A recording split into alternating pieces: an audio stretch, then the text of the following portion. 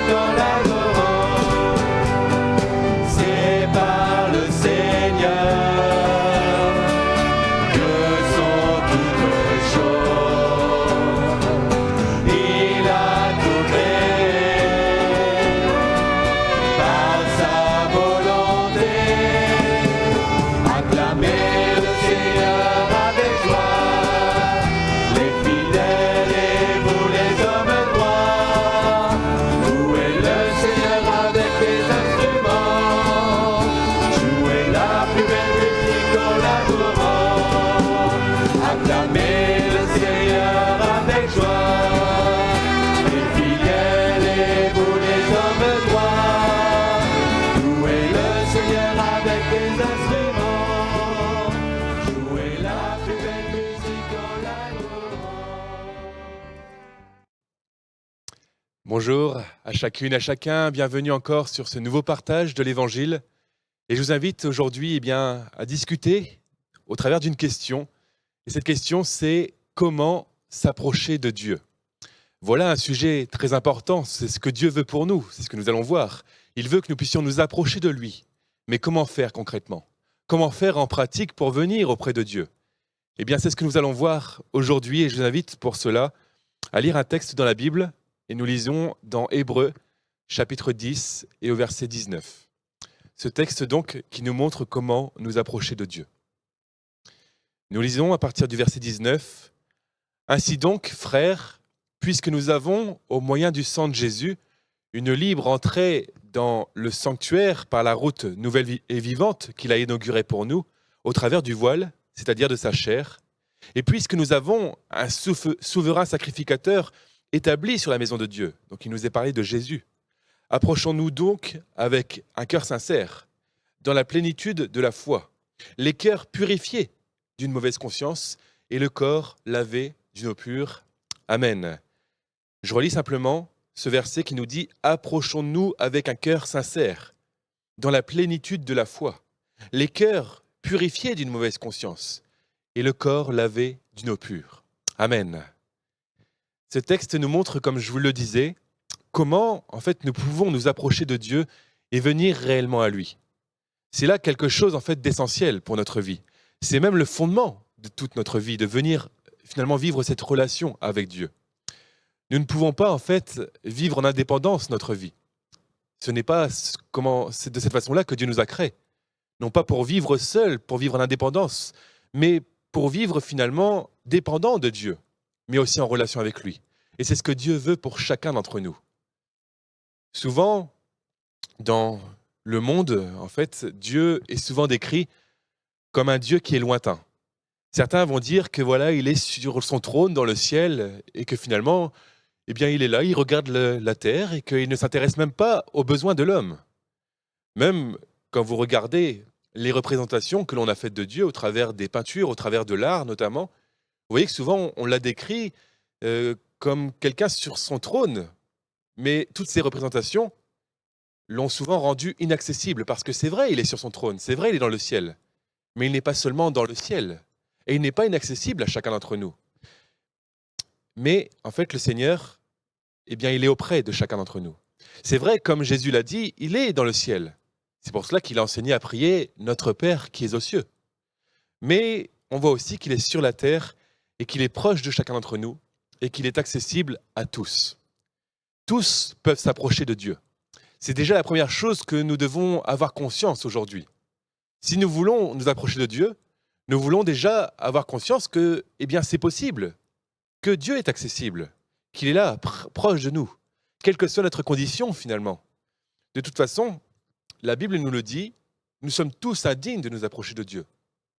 Nous sommes tous, à cause du péché, indignes, depuis l'origine du monde finalement, de nous approcher du Seigneur. Mais pourtant, par la grâce de Dieu, même si nous sommes indignes, même si nous ne méritons pas de pouvoir venir dans la présence de Dieu, eh bien le Seigneur nous fait la grâce de pouvoir vraiment venir à lui. Même le plus grand des pécheurs, aux yeux des hommes, peut s'approcher de Dieu aujourd'hui. Nous avons tous été créés pour vivre en relation avec notre Créateur. Tout comme Adam et Ève l'ont été au départ. Vous voyez que Adam et Ève étaient dans le jardin d'Éden, Mais on voit que Dieu passait chaque jour dans le jardin. Dieu vivait vraiment cette relation avec lui et eux pouvaient parler à Dieu. Dieu pouvait même leur parler et eux pouvaient écouter. Il y avait vraiment cette relation dans les deux sens. Et on voit que, eh bien, chaque jour, ils vivaient vraiment cette relation avec Dieu. Et c'est parce qu'il les aimait finalement que Dieu les a créés de cette manière. C'est par amour pour chacune de ses créatures que Dieu veut que l'on ait cette relation avec lui. C'est parce qu'il nous aime, chacun d'entre nous, qu'il est accessible à nous et que nous pouvons lui parler nous aussi. C'est parce qu'il nous aime d'un amour éternel qu'il nous veut auprès de lui et non loin de lui. Mais vous voyez que avec Adam et Ève, lorsqu'ils ont péché par leur désobéissance, donc il nous est dit qu'ils ont désobéi à Dieu, eh bien il y a eu comme un mur qui a été mis entre eux et Dieu. Et ce mur les a vraiment séparés de Dieu. C'était le péché qui les a séparés de Dieu. Et c'est encore à cause du péché aujourd'hui que la relation avec Dieu est brisée. Parce que la Bible nous le dit, Dieu est sans péché. Et alors, si Dieu est sans péché, il ne peut pas être en présence même du péché. Celui qui est pécheur, alors, ne peut pas s'approcher de Dieu à cause de ses fautes. Celui qui est pécheur, à cause de tout ce qu'il a fait de mal, eh bien, a aussi ce mur entre lui et Dieu. Le péché a pour conséquence finale la ruine éternelle. C'est ce que la Bible nous dit. Et nous lisons dans cette seconde épître aux Thessaloniciens, où l'apôtre Paul parle des pécheurs, de ceux qui continuent à vivre dans le péché, et il dit qu'ils auront pour châtiment une ruine éternelle. Et cette ruine éternelle, c'est loin de la face du Seigneur et de la gloire de sa force. Loin de la face de Dieu. Ce n'est pas ce que Dieu veut pour nous aujourd'hui. Et si on s'arrêtait là, on pourrait se dire, mais il est impossible en fait de s'approcher de Dieu. On pourrait se dire, mais voilà, on est sans espoir. On ne peut rien faire finalement pour venir nous approcher de Dieu. Mais là encore, par la grâce de Dieu, eh bien, nous avons le moyen d'avoir une relation qui est rétablie par Dieu. Et heureusement, Dieu ne nous laisse pas sans solution aujourd'hui. Heureusement, nous aussi, nous pouvons nous approcher de Dieu grâce à Christ, et notamment à son sacrifice pour chacun d'entre nous à la croix. C'est bien ce que nous avons lu tout à l'heure. Nous avons lu que nous avons une libre entrée auprès de Dieu. Et comment nous avons une libre entrée auprès de Dieu ? Eh bien, au moyen du sang de Jésus. Et ce sang de Jésus qui a été répandu pour nous à la croix et pour le pardon de nos péchés. Un autre verset dit même dans Éphésiens 2, verset 13, l'apôtre Paul dit « Mais maintenant, en Jésus-Christ, vous qui étiez jadis éloignés, donc il parle à des chrétiens, vous avez été rapprochés par le sang de Christ. » Là encore, c'est par le sang de Christ. Car Jésus est notre paix. Lui qui des deux n'en a fait qu'un. C'est lui qui a renversé le mur de séparation, l'inimitié. Amen. C'est vraiment par le sang de Jésus qui a coulé à la croix pour nous que nous avons été rapprochés de Dieu. Au travers de toute l'histoire, nous voyons que beaucoup d'hommes ont essayé de trouver des moyens, finalement, de s'approcher de Dieu. Dans l'Ancien Testament même, on voit que le peuple d'Israël ne pouvait pas s'approcher de Dieu de la même manière que nous pouvons le faire aujourd'hui. Parce que Jésus n'était pas encore mort à la croix pour les hommes. Mais eux avaient besoin en fait qu'un souverain sacrificateur, quelqu'un qui était établi par Dieu sur le peuple, fasse finalement un sacrifice pour que le peuple puisse s'approcher du Seigneur. Et en fait, ce souverain sacrificateur, eh bien, s'approchait de Dieu lui-même. Déjà, il devait recevoir lui-même le pardon de ses péchés pour sa propre vie, parce que lui aussi, il était pécheur, avant de faire ce sacrifice. Et il faisait le sacrifice pour que les hommes, le peuple, puissent être pardonnés de ses péchés et puissent vraiment être acceptés en présence de Dieu. Et la Bible nous montre particulièrement qu'il y avait un jour spécial dans l'année, et ce jour, c'était le jour des expiations. C'est comme ça que la Bible nous le dit. C'est alors que ce jour-là, en fait, le souverain sacrificateur entrait dans le lieu très saint. Cela se passait une fois par an. Vous avez le tabernacle, et c'était un lieu qui était reculé dans le tabernacle, et là, le souverain sacrificateur pouvait y entrer seulement une fois par an. Et dans ce lieu, eh bien, il faisait le sacrifice annuel, finalement, pour que vraiment tous les péchés du peuple puissent être pardonnés. Mais nous lisons donc dans ce verset, et c'est Lévitique 16, verset 30, c'est ce que je vous ai expliqué. « En ce jour, on fera l'expiation pour vous, afin de vous purifier, et vous serez purifiés de tous vos péchés devant l'Éternel. » Alors oui, ce sacrifice pouvait purifier. Le Seigneur purifiait vraiment ce peuple de ses péchés. Mais on voit une chose, c'est que le sang des animaux ici n'avait pas une portée illimitée. Finalement, tous les péchés étaient purifiés pour un temps. Mais si le peuple repêchait derrière, eh bien, il fallait à nouveau faire un sacrifice. Mais ce que nous voyons au travers de Jésus, c'est que le sang de Jésus a vraiment une portée illimitée pour tous, au travers des temps et pour tous les péchés de l'humanité. Par son sang qui a coulé à la croix, nous pouvons réellement recevoir le pardon de nos péchés. Nous pouvons le recevoir pour tous les péchés que nous avons commis. Son sacrifice est suffisant. Son sang couvre tout. Et ça, nous devons en être conscients. Alors oui, parce que son sang couvre tout, Dieu ne nous regarde plus comme des pécheurs, il nous voit non plus pécheurs quand il regarde à nos vies, mais il nous voit au travers du sang de Jésus qui a été répandu pour nous. Et il nous voit surtout pardonnés. Il nous faut vraiment réaliser ces choses et voir que le sacrifice de Jésus est pleinement efficace pour que nous puissions nous approcher de Dieu aujourd'hui. C'est par lui qu'on peut le faire. Comme l'apôtre Paul l'a dit, il dit par lui, nous avons les uns et les autres accès auprès du Père. Les uns et les autres, nous avons accès auprès du Père dans un même esprit. Notez dans ce verset ce terme qui dit les uns et les autres. Il n'y avait pas d'exclusion là devant Dieu. Jésus n'a pas choisi de sauver quelques-uns au détriment des autres. Finalement, Dieu ne fait pas de différence encore aujourd'hui entre chaque être humain. Les hommes, c'est vrai, ont tendance à faire des différences. On fait des différences entre les hommes et les femmes, entre les nationalités, on fait des différences entre les riches et les pauvres. Mais finalement, Dieu, lui, ne fait jamais de différence. Il n'avantage personne au détriment d'un autre. Dieu n'a pas de préférence finalement. Mais pour Dieu, nous avons tous de la valeur à ses yeux d'une manière égale. Nous avons aussi de façon égale accès auprès de Dieu. Parce que le sacrifice de Jésus, il est pour tous de manière égale aussi. Jésus lui-même, finalement, nous montre le chemin pour venir à Dieu. Il nous dit dans Jean 14, au verset 6, « Je suis le chemin, je suis la vérité et je suis la vie. Et nul ne vient au Père que par moi. » Alors oui, c'est par Jésus, lui qui est le chemin, lui qui est la vérité et lui qui est la vie, c'est par lui que nous pouvons venir au Seigneur aujourd'hui. Personne d'autre ne peut vous proposer un autre chemin pour venir au ciel. Mais Jésus est le seul chemin. Il n'a pas dit qu'il était un chemin parmi tant d'autres, mais il est le chemin. Parce qu'il n'existe vraiment aucun chemin en dehors de Jésus, aucun moyen en dehors du Seigneur Jésus pour nous approcher de Dieu. Et il va dire, c'est vrai qu'il est le chemin, mais il utilise encore une autre image, il va dire qu'il est la porte des brebis, et il dit à chacun d'entre nous aujourd'hui, « Je suis la porte, si quelqu'un entre par moi, il sera sauvé, il entrera et il sortira, et il trouvera des pâturages.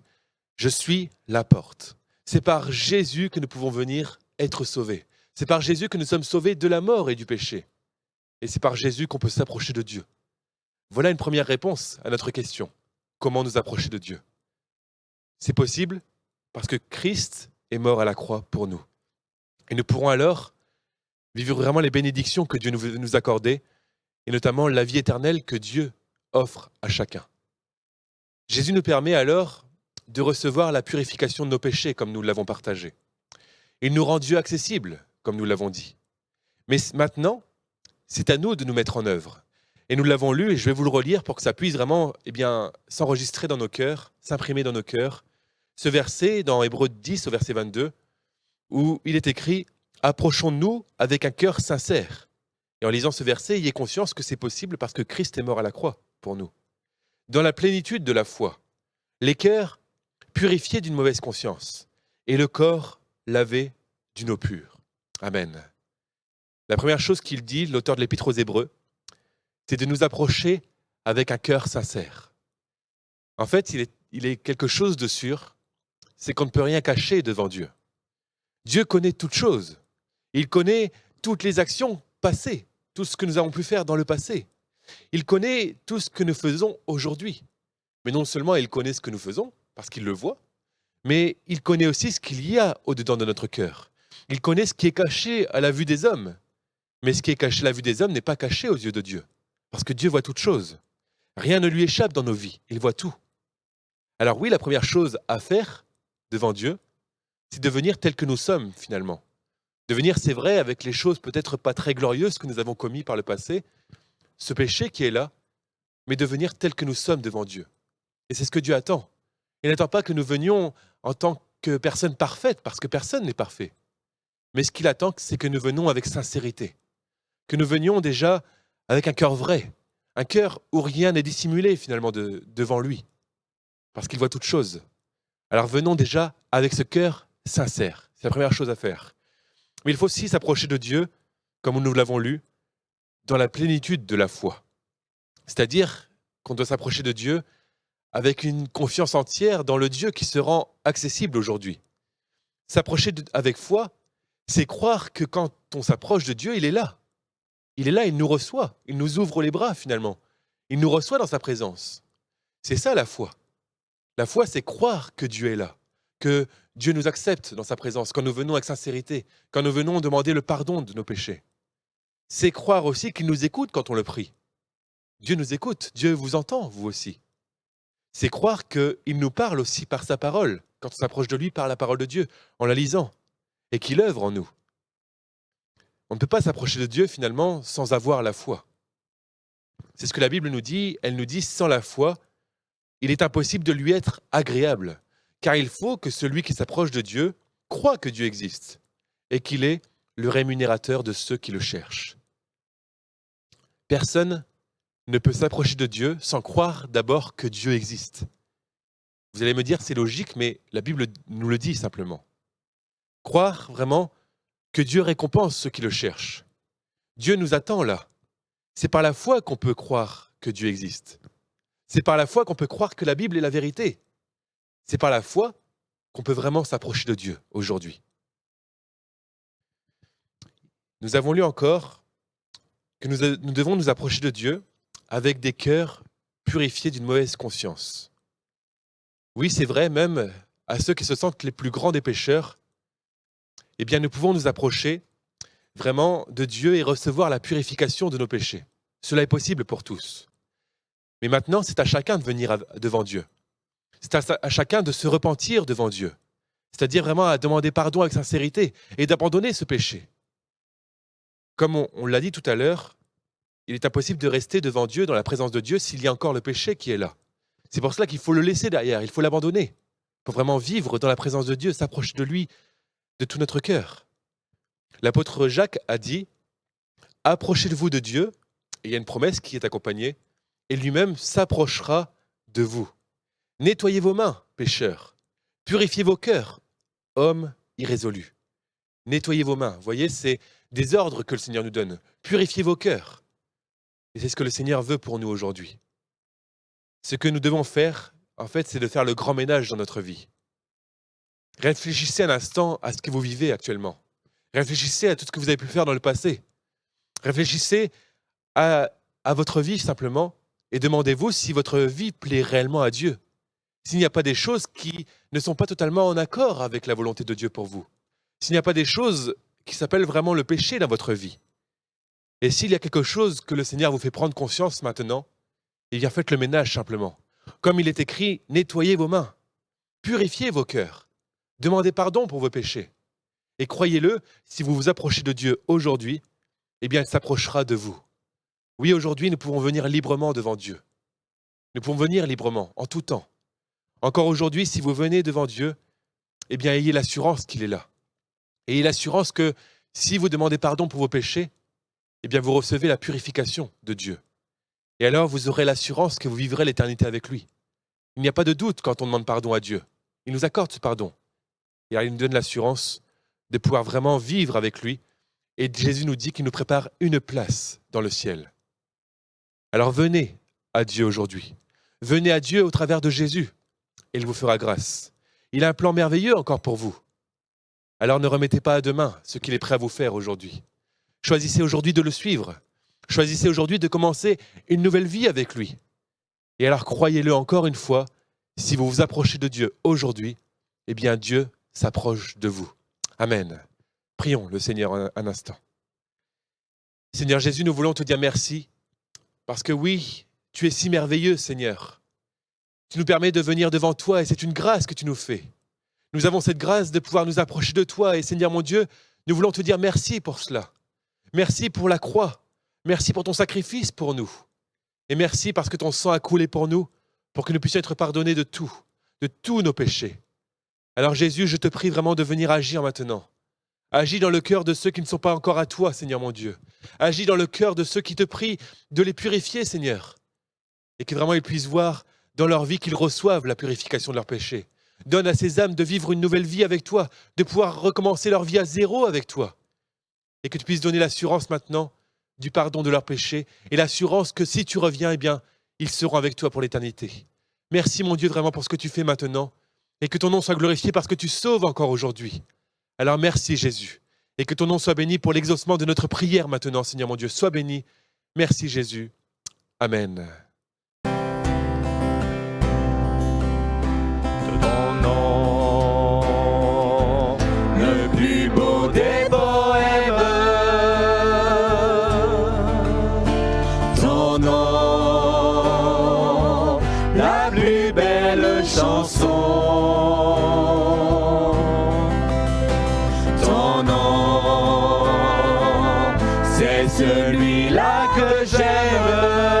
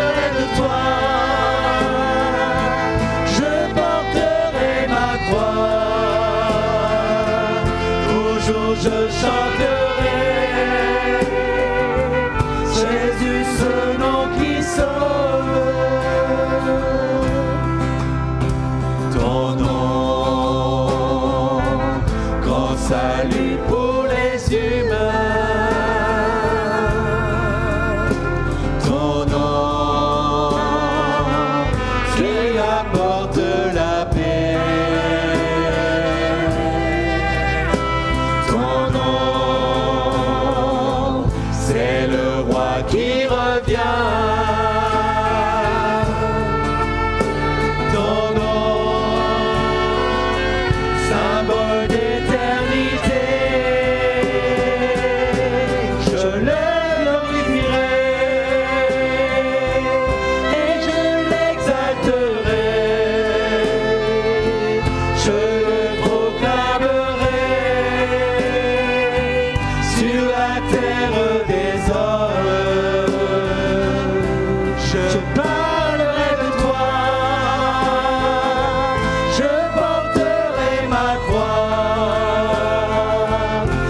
jour je chanterai.